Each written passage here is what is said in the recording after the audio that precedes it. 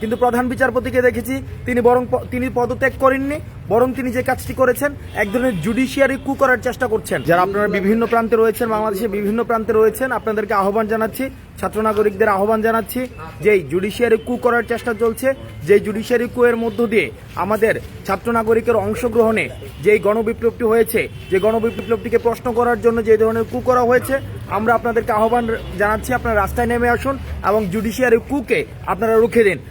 আপনাদেরকে বারবার আহ্বান জানাচ্ছি। আমরা ইতিমধ্যেই প্রধান বিচারপতিকে আমরা বলেছিলাম, আমরা আলটিমেটাম দিয়েছিলাম তিনি যেন পদত্যাগ করেন, কিন্তু প্রধান বিচারপতিকে দেখেছি তিনি পদত্যাগ করেননি, বরং তিনি যে কাজটি করেছেন এক ধরনের জুডিশিয়ারি কু করার চেষ্টা করছেন। সুতরাং আমরা আমাদের এই পরাজিত শক্তিকে আমরা ছাত্র নাগরিকের অংশগ্রহণে যেই গণবিপ্লবটি হয়েছে, এই গণবিপ্লবটি এখনই শেষ হয়ে যায়নি, বরং সেটিকে রুখে দেওয়ার জন্য বারবার বিভিন্ন মহল থেকে কু করার চেষ্টা হয়েছে, মিলিটারি কু করার চেষ্টা করা হয়েছে, অ্যাডমিনিস্ট্রেটিভ কু করার চেষ্টা করা হয়েছে, এবং আমরা দেখেছি আমাদের বর্তমানে এখনও কু চলছে। এই জুডিশিয়ারি কু ভেঙে দেওয়ার জন্য আমরা সকল বিচারক যারা রয়েছে, অ্যাপিলেট ডিভিশনের বিচারক সহ যারা বিচারক রয়েছে, আমরা সকল বিচারকের পদত্যাগ আমরা দাবি করছি না, আমরা পদত্যাগে তাদেরকে বাধ্য করব।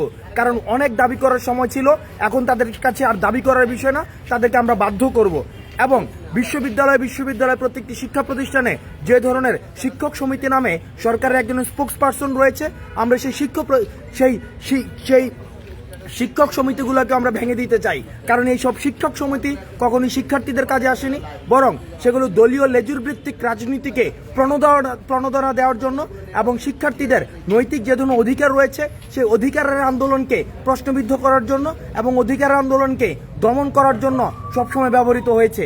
সেই জায়গা থেকে আমরা ছাত্র নাগরিকদেরকে আহ্বান জানাচ্ছি, আপনারা নিজ নিজ জায়গা থেকে আজকে আপনারা রাস্তায় নেমে আসুন।